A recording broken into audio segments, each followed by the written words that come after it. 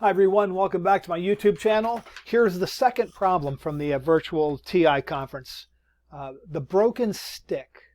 Man, if I'm a geometry teacher and I'm doing the triangle inequality theorem, this is the thing I'm going to do. So you take a stick. We are going to assume our stick has a length of 1. And we're going to break it into random spots, creating 3 smaller sticks. How likely is it that the smaller sticks will form a triangle?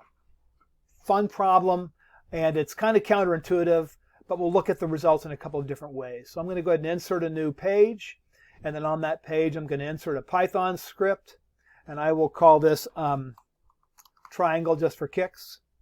And I'm going to go ahead and grab that random simulation template already set up for me. And then as usual, I'm going to go in and I'm going to go, not there, I'm sorry. Go to the wrench icon, more modules, TI system, and I'm going to, from TI, I'm going to import.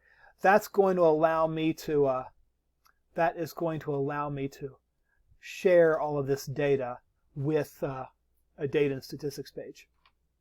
So I want to keep track of where I'm starting, so my count is going to be 0. And I want to do this 100 times, so I will go for I in range 100. That will help me do this 100 times, and I'll end it with a colon. And I need to create 2 numbers for the breaks. So I will go break number 1 is going to be just a random number between, if I use the random command, that's a random number between 0 and 1, or a random decimal. And B2 is going to be the same thing. And that will be a random number between 0 and 1.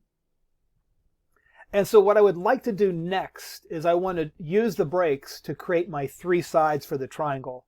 So I will go S1, and I'll go S2, and I'll go S3. Those will be my sides. And let me go to side number 1. Side number 1 is going to be whatever the minimum value, and I need to put this in square brackets as a list. So B1, comma B2, I'll close the square brackets and close my parentheses. So my side number 1 is whatever the smaller of the 2 random numbers are. And then this next one is the maximum of the 2 breakpoints minus the minimum. So I will go maximum, and then I'll put in a 2 curly braces, square braces, and I'll go B1, comma B2. And I'm going to subtract the minimum value, which is just whatever S1 is. So that's okay.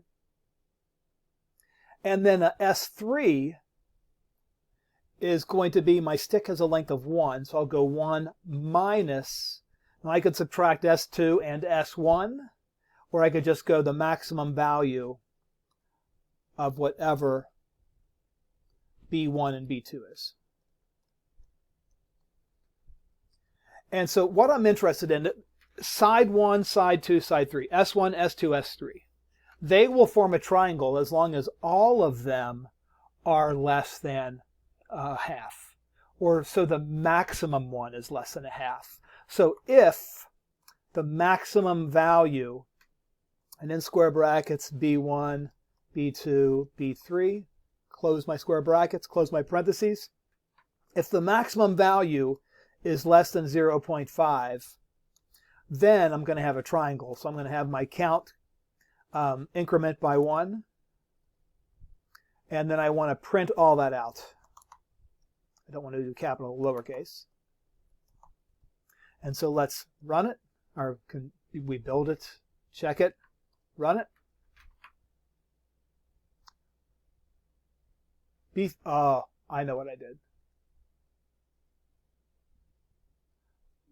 That should be side 1, side 2, and side 3. Side 1, comma, side 2, comma, side 3. There you go. So 18 out of 100, 19 out of 100, 32 out of 100. So sometimes there's a lot, sometimes there's a little.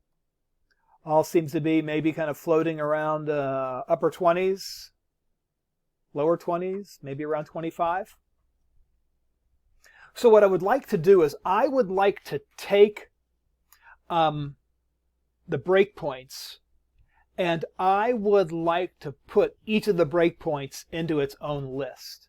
So I want to create like an X for one breakpoint. So I'll create an empty list X. And I'll close it like that. And I want to create a capital Y list. And at the end of the loop, I mean, if it works, I want to take X, append break 1, and then Y, append break 2.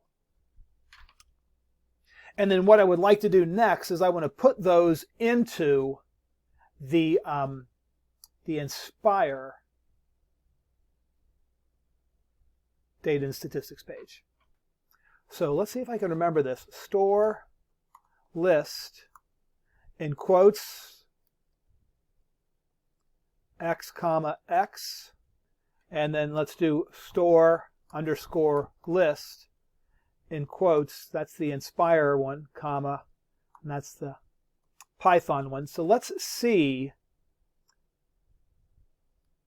what happens. Okay, and let's add let's insert a data and statistics page, and this actually might work better. Insert in a graphing page. This might work better in a graph. Let me do this. Let me delete the data and statistics page. And on my graphing page, I want to change my my entry edit to a scatter plot. And my X values will be X and my Y values will be Y. Ooh. And let's zoom in.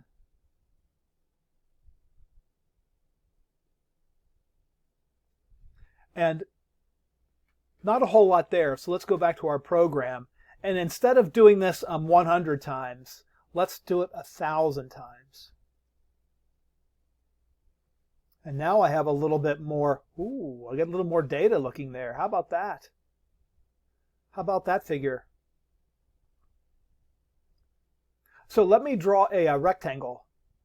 Let me go to my geometry page. Let me get a shape. Let me draw a rectangle, and I want to go from here, 1, 2, 3, 4, 5, 6, 7, 8, 9, 10. And I want to go up to 10 that way. So that is a unit square, and those blue dots seem to account for about 25% of the area of that square. Let's go back to our program. I wonder if it will do 10,000. Let's see what happens. B. Let's run it. Yeah, I kind of run out of memory. That's okay.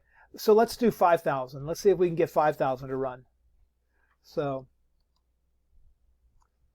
Yeah, look at that. That's a nice picture, man. That is a nice picture. So about 25% of that unit square is covered by those points that are made up by B1 on the x-axis and B2 on the y-axis. And whenever B1 and B2 are plotted as an ordered pair, that meant there was a triangle that formed.